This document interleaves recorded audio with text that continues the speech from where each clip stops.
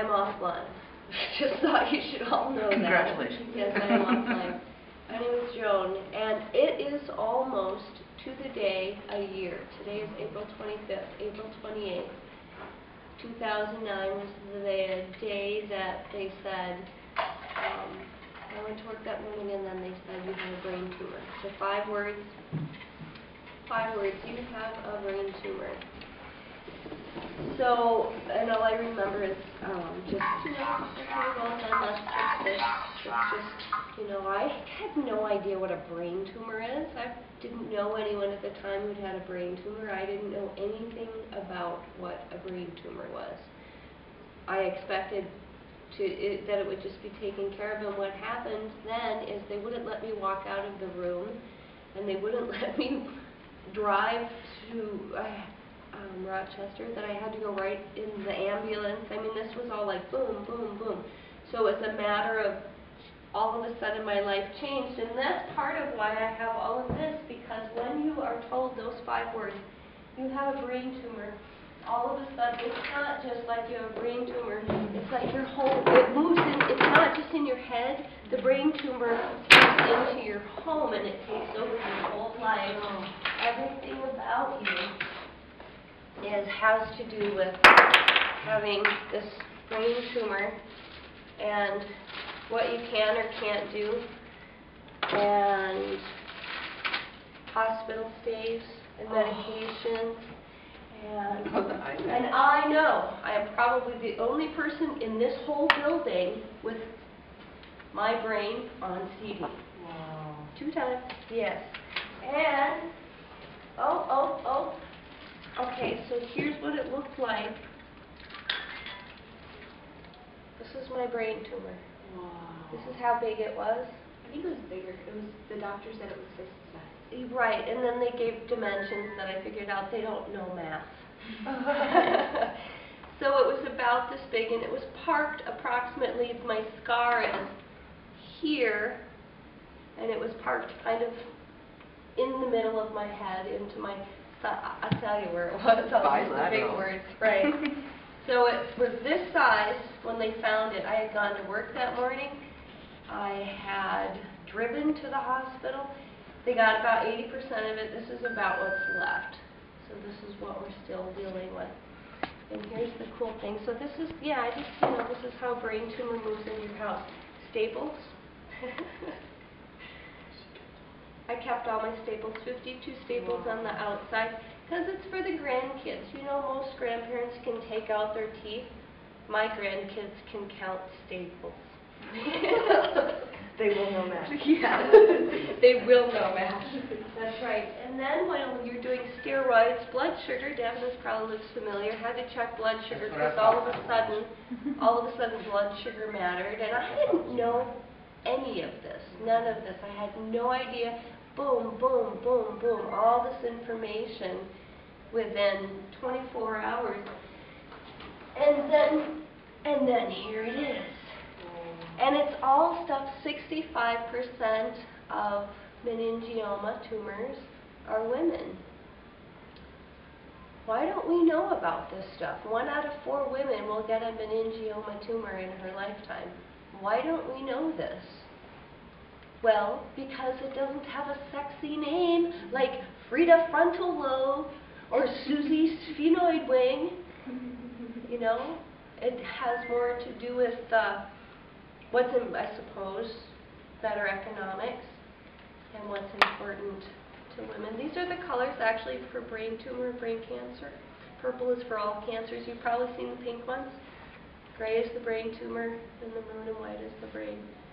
Yes. Hey, good job. Yes. And I'm kind of hopping around here because I can. I have a brain tumor. Use the brain tumor card for everything. And now you guys can use it too, because now you can say, I have a friend who has a brain tumor.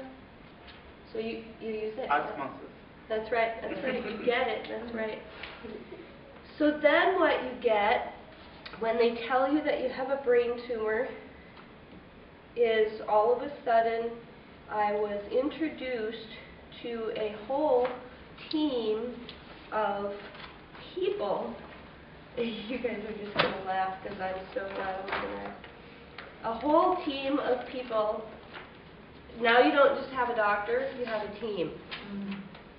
Hello, brain tumor, I'm supposed to remember all of these people.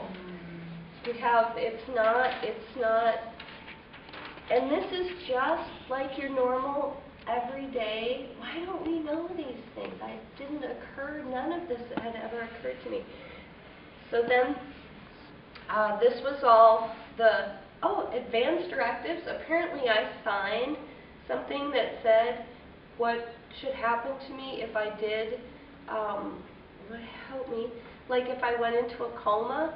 I signed that before surgery. I didn't have a clue, no idea. Tina and Alicia, both my daughters, we had put into place that they were my, thank you, but they weren't present when I was signing these things. That's another piece of it.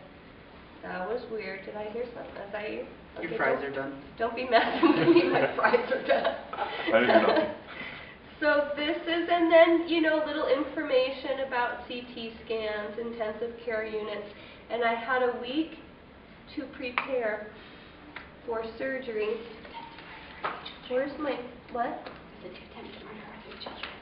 Right, and they put me on steroids right away with no explanation of what steroids do to people who have not taken, like, the most I'd taken is aspirin probably in the last 20 years.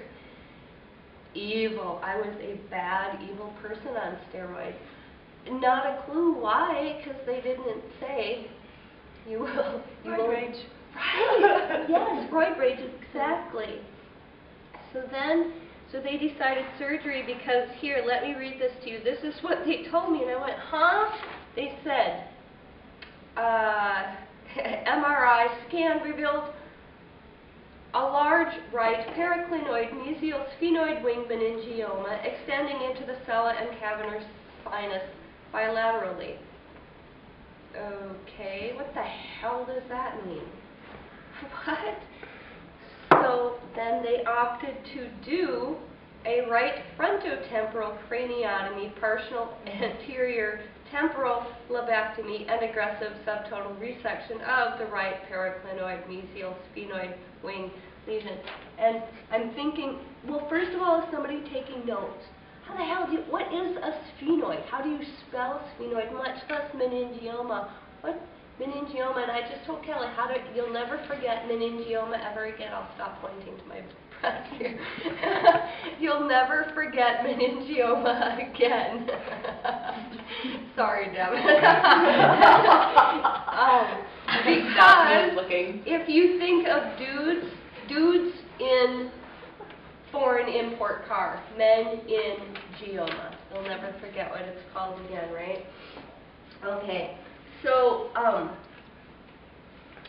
they said that I was cooperative. No. They said that I was uncooperative while they were doing all of, well, I call it the neurological dance, but it's very similar to the are you drunk when the police pulls you over and they have you do all these things.